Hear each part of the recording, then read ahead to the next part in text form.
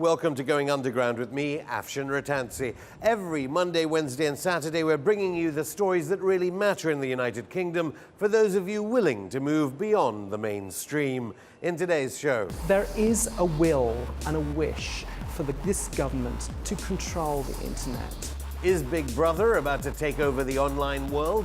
The Pirate Party accuses David Cameron of wanting to deneutralize the World Wide Web. And the decision by the Chilcot inquiry to accept highly redacted information on Tony Blair has outraged relatives of dead soldiers. But even if Chilcot and his panel of experts got their hands on all the documents, would people like them ever tell us the whole truth about our war on Iraq? Plus, is the Education Secretary taking artistic liberties with history? The creator of World War I novel Warhorse thinks so. For these stories and more, let's go underground. In April, the EU Parliament voted for net neutrality, saying that internet service providers must treat all our online content equally and not allow big websites to run faster than smaller ones. But our politicians don't agree. They argue that the internet must be regulated. The reason? Not national security this time, but child porn. The Culture Minister Ed Vaizey told us that the UK government supports the aims of the Connect Continent package, but let me be clear that we will not agree to any proposals that restrict the ability of parents to protect their children from inappropriate content online. Critics, though, say that destroying net neutrality will allow massive corporations like Netflix and Facebook to have priority over small online startups and content which dissents from the mainstream. The Pirate Party UK, born out of the Pirate Bay website, and Swedish Piratbyrån, which has spawned political parties around the world, supports the new EU legislation. Its leader believes it is urgent that we uphold the principles on which the World Wide Web was founded. With me is Loz Kaye. He's the leader of the Pirate Party. Welcome, Loz, to Going Underground. So the Pirate Party is fighting for net neutrality, has been in Europe. What is the Pirate Party? Maybe people in Britain aren't going to know, maybe. Yeah. Well, the Pirate Party grew out of standing up for digital rights and civil liberties. We were born out of the controversies surrounding Pirate Bay. But we're now part of the force of people that are fed up with mainstream politics right across this continent, and certainly here in the United Kingdom. It's clear that voters need different alternatives. So we're very much about using and harnessing the power of the internet to also say that policy and politics shouldn't be left up to the same old people. It's up to all of us to take part. We'll have to first get our definitions. What is net neutrality? Well, the amazing thing about the internet is the potential to open up free and open access to information around the world. That's the principle that the net was founded on, and that's basically the principle that net neutrality ensures. Technically, it means that your internet service provider has to treat any kind of information, regardless of its source or its destination, equally. So that might sound a bit technical, but what it really means in practice is that your ISP can't, for example, bump up something like Netflix and then suppress something like iPlayer, so it's endlessly buffering. That it's also that everything's treated neutrally and the same. And also, it means that that your internet service provider can't suddenly decide, oh, well, because we want to offer you YouTube, actually we're going to screw some extra money out of you for the privilege. It's basically setting up a commercially neutral level playing field. But it's also recognizing that the internet's more than just a commercial playing field. It also has importance socially, educationally and culturally. And what are the forces currently threatening that? Well, of course, there are is a big pressure from, in particular, telecoms companies to be able to sew up deals. That They made billions already. Well, absolutely. Yeah. Well, that's the point. They should actually love the free and open internet, because that's the product that people like, and that's the internet that people love, and that's what the principle of net neutrality is there to preserve. So net neutrality, everybody wins, it seems to me. Now, in the United States, huge lobbying and all of that's happening, at least here in Britain we're safe because the European Union is protecting net neutrality. Yeah, there's been a big push, and I'm very glad of the victory in the European Parliament to actually promote and actually enshrine that principle Draft of legislation at the moment, but yes, you expect it to it pass. is. Well, absolutely. It was very clear that the overwhelming democratic will of the European Parliament was for that principle to protect all us. Yeah. internet traffic will be equal in the European well, Union.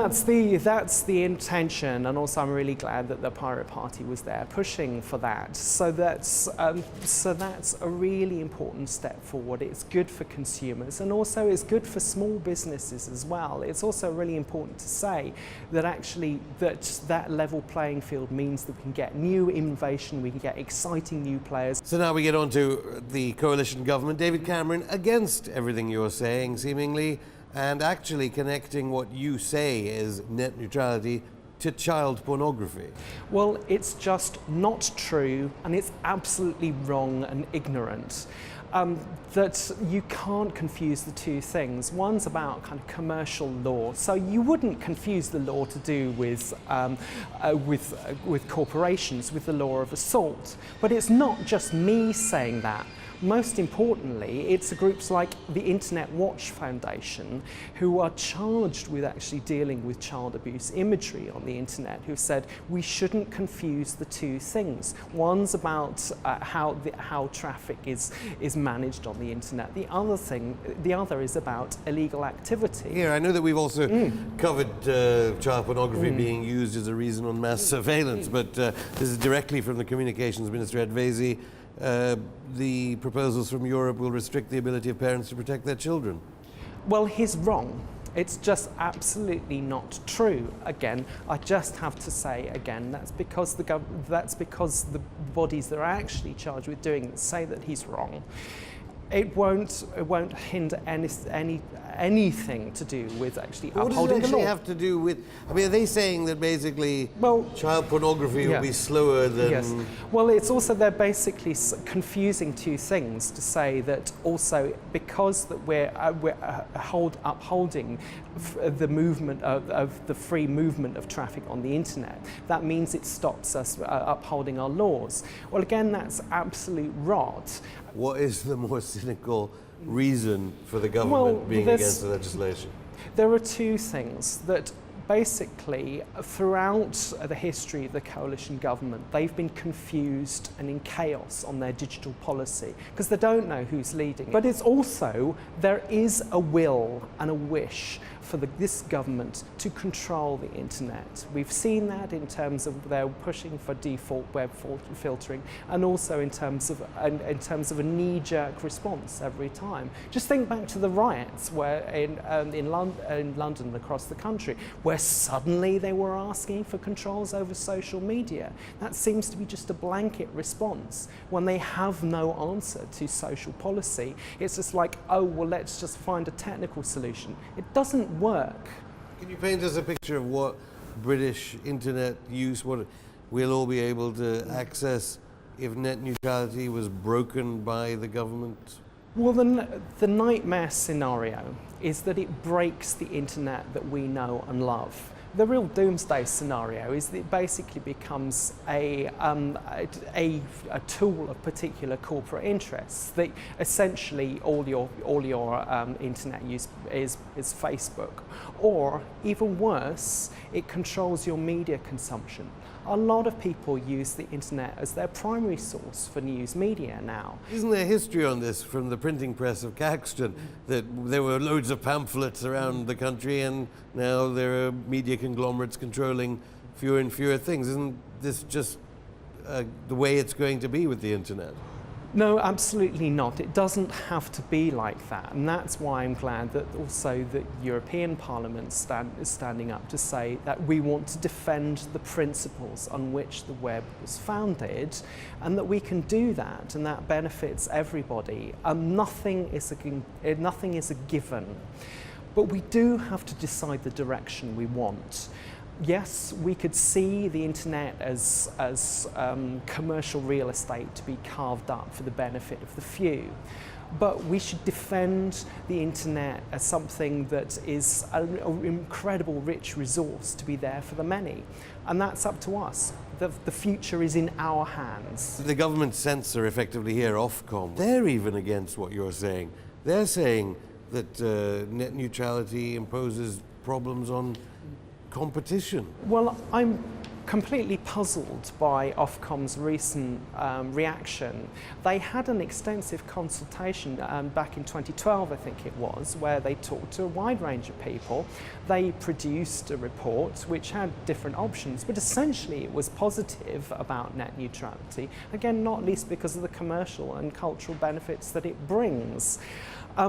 Essentially, it seems that the Ofcom's objections are purely technical, and again, they've misunderstood what's going on, to put it frankly, is that it's not about the technical demands of getting traffic from A to B. Sometimes there is confusion about that. It's not interfering with that. Yeah, the devil can be in the detail with legislation and directives, but let's just get it right. It shouldn't be beyond our wit and imagination. But at the end of the day, it is not up to Ofcom to decide. It's up to the government, and it's up to our elected representatives to decide the frameworks. And that's why I'm expecting a much stronger direction from this government to protect the internet that we know and love. Loz Kaye, thank you.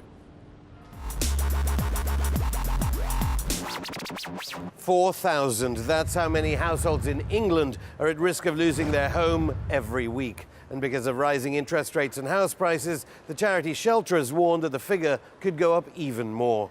The study looked at the highest rates of possession claims over the last year in England. London dominates the list of so-called hotspots across the country, but Nottingham, Peterborough and Salford wrap up the top 20. The research shows that in some areas, as many as one home in every 34 could be at risk, one on every single street. So much for Chancellor George Osborne's claims that there's no housing bubble.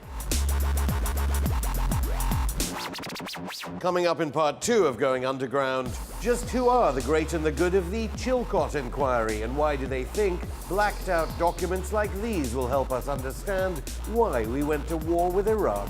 And what's she done now? The Duchess of Cambridge gets it royally wrong. All this and more after a short break. It's been a long wait, but at last President Obama has relented in giving documents to the Chilcot inquiry into the war in Iraq. Finally, the great and the good of Chilcot will get details of the 130 conversations between George W. Bush and Tony Blair. Did Blair really say to Bush, "You know, George, whatever you decide to do, I'm with you"? Maybe the documentation will be like that from our own secret services, which has been given to Chilcot. For instance, 93 pages of this sort of thing. This is an important transcript of evidence from Sir Richard Dearlove, former MI6 chief to Chilcot panel member Sir Roderick Lyne. Thanks to national security, though, we were only able to see that Lyne was very grateful to Dearlove. One page was so heavily redacted that only a question mark was left for Chilcot to gather evidence from. So who exactly makes up the Chilcot inquiry? Who will read blacked out pages and decide whether Tony Blair and other Labour MPs are international war criminals? At number 5 is Baroness Usha Prashar, who was given a peerage by Tony Blair when Labour was in office. She was also connected to the BBC when its Director General left over the Iraq invasion. Surely she wouldn't exonerate Blair because he made her a lady? At number 4, Sir Roderick Lyne, who was in that heavily redacted document we saw earlier. And he was John Major's private secretary when Major oversaw sanctions on Iraq that killed an estimated 500,000 children. At number 3, Sir Lawrence Freedman is a former advisor to Tony Blair. It was his memo that Blair used to justify illegal unilateral military action against nation states. At number 2, friend of Israel, Sir Martin Gilbert, is also on the Chilcot inquiry, maybe because he supported the war on Iraq and claims that George W. Bush and Tony Blair may one day join the ranks of Roosevelt and Churchill, and not in a bad way. And finally, at number 1, Sir John Chilcot himself, after who the inquiry's named. He was a senior civil servant in the Northern Ireland office during the dirty wars that saw shoot-to-kill policies and internment without trial. He was also a member of the Butler Review of Intelligence on weapons of mass destruction. So compromised was that panel that both Liberal Democrat and Conservative parties refused to take part in it. Well, at least he's experienced. This year marks the centenary of the Great War, and David Cameron has multi-million-pound plans to commemorate the devastation chronicled in countless works of fiction, poetry and drama. So, Joey, to the army. I, Albert Narracott, do solemnly swear that we shall be together again. He believes World War I, or the war to end all wars, should be used to encourage peace instead of support for current British wars. With me is Michael Morpurgo. He's the former Children's Laureate and author of War Horse and a new book, Only Remembered, an anthology. Welcome to Going Underground. Michael, let's begin with this anthology. Any seeming disconnect between what's in that anthology and the views expressed by Michael Gove? Well, Michael Gove's views are his own. There's no disconnect. I think he has great respect for those who died, those who suffered during the First World War. I think we express our concerns differently. So much in that book, though, is quoting from Oh, What a Lovely War, and exactly what he said were the myths that have destroyed our understanding of the Yes, Great War. I think it is a problem when politicians get involved in how we should remember things. We each have our own take on history and how we access the history of the First World War. The truth is, whether Mr. Gove likes it or not, or anyone else, most of us of a certain age have grown up with, we call it the myths, if you like, of the First World War, through poetry, through story, and through the theatre. That is how we've accessed it. Some of us have read the books of history as well, but it is the stories of this war passed on to us through the great poets, many of whom were there and many of whom who died there. Incidentally, we're not talking about people who had a retrospective take on this thing. These people lived through it. And of course we now have access to the memoirs of the soldiers, the letters of the soldiers, so we can access the whole thing for ourselves without being told by a minister how we should access these memories, because it is a collective memory, this, and of course it's in fact no memory at all, because we don't remember it. We are having to get back that 100 years through the stories. And I think it's wrong to impose upon us how we should do that or what we should be remembering. That's for us to make up our minds about. And for me, what I focus on, I think, is the pity of war. Because when 10 million people die, and that's just the soldiers, forget the civilians that die, which we actually don't know much about. 10 million. 10 million worldwide of the soldiers. I mean, we lost nearly 1 million in this country. The Germans lost 2 million. The French jolly nearly 2 million. The Russians, goodness knows how many. It was the most catastrophic of all wars up to that moment. You can go, the historians can go on arguing, Mr. Gove can go on arguing about whether it was worth it, what it was for. And that's a legitimate argument we can have. But I don't think you can argue about the pity of it, the slaughter of it, the Holocaust of it. And the millions after, because of the poverty, the ensuing Absolutely. poverty. Yeah. I would say that the Education Secretary perhaps understands it by saying, actually, I mean, he's almost using the anniversary to say free schools, army allied free schools for a military ethos.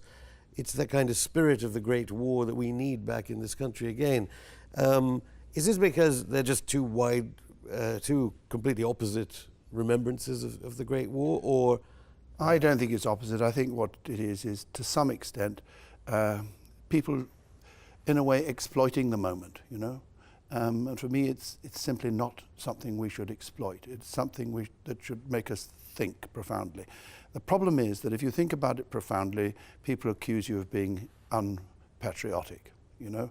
You're not remembering it as you should remember it. You're not honouring the dead as you should, their sacrifice and all this. We have to question what patriotism is for. You know, there was a nurse called Edith Cavell who was shot by the Germans as a spy. in Brussels in 1915.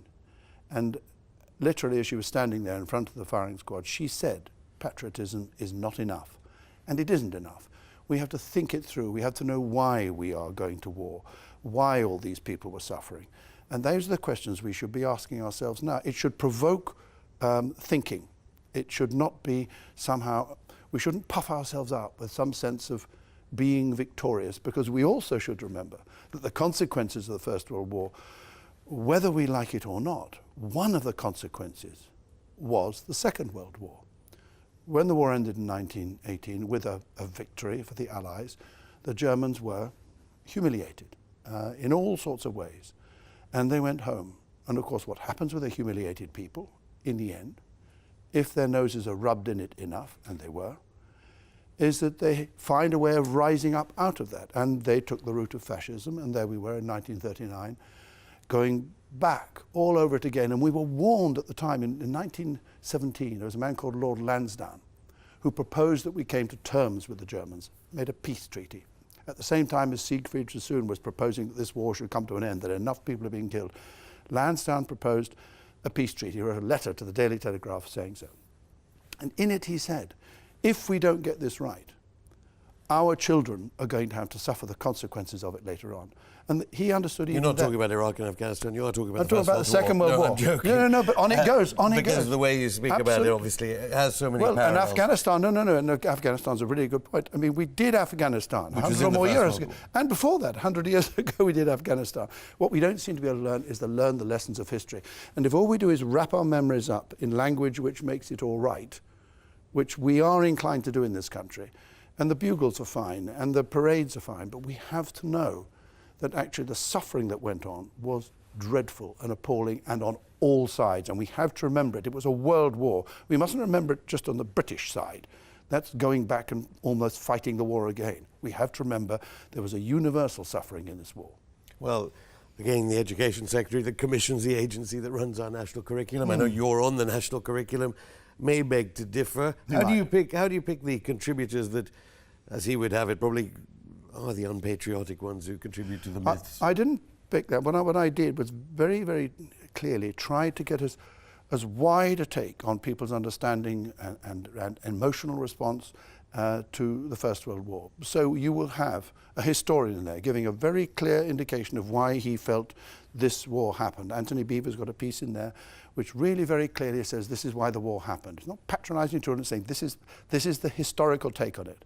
And then you have the great poets, you have the songs, yes, from Oh What a Lovely War, all that sort of thing is in there as well. But you also have new writing. That's what's really interesting. Raymond Briggs wrote something. I wanted to get our contributors to shine new lights on it, and they came up with the most wonderful things. Raymond Briggs. Someone like Briggs, for instance, famous for the snowman, a supporter of the white poppy appeal, I think, yes. and so do you. Just during the time remaining, explain the white poppy appeal and why, because we've covered it on Going Underground before, but why does it have not more prevalence in society at large, the white poppy Well, campaign? I think this is an opportunity now to sort of think about it. I think the problem with the white poppy is it's always been thought of as an alternative to the red poppy. For me, they should be worn together. I think it's this notion, it's not either or. I honour those who went and died, irrespective of what the war was about. They went and died and they're lying out there and they didn't have a proper life, and I honour that. But what I also want is that if they did die for this country, presumably in their heads they wanted a country that would be at peace, that would be a better country. That's what the whole thing was about. So it seems to me we should be certainly honouring their loss and their memory. But alongside that, it should be a kind of a commitment, if you like, to making this world a more peaceful place. To me, you wear them side by side. It's not either or at all. And as for the tens of millions of pounds spent commemorating it this year, a good idea in an age of austerity? I think it's extraordinarily important to pass on to younger people growing up the consequences of going to war. And there are many, many consequences, and many of them are out there lying in the fields of Belgium and France. And we remember that each year on the 11th of November, and if we're not careful, it becomes this ritual. We now have a year, or indeed 4 years, to think about this very hard, and to think what it is that makes us continue, rather too easily, to trip into the business of going to war, to creating enemies of people who 3 months ago, were not enemies. We start talking very, very quickly in newspapers and amongst ourselves about certain people being an enemy, and very soon we've got a mindset, and before you know it, we're back in the whole ritual, really, of humanity going to war with itself. Michael Morpurgo, thank you. Thank you for asking me along. The Sultan of Brunei's introduction of his own version of Islamic Sharia law in a Muslim country has been met with Western faux liberal outcry.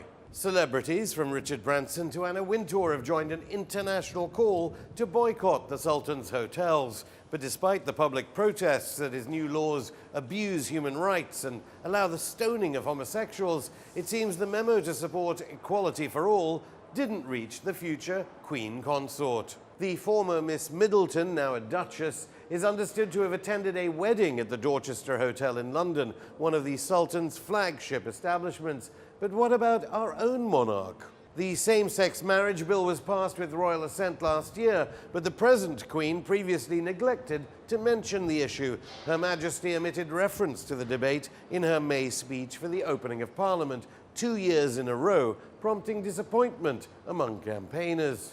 Surely it couldn't be that the royal family and those who marry into the firm don't, in fact, support equality for all. Join us next time as we go underground to bring you the latest beneath the mainstream from around the UK. Don't forget you can drop us a line on Twitter at underground_RT, like our page on Facebook, or email us on goingunderground@rttv.co.uk. See you on Monday.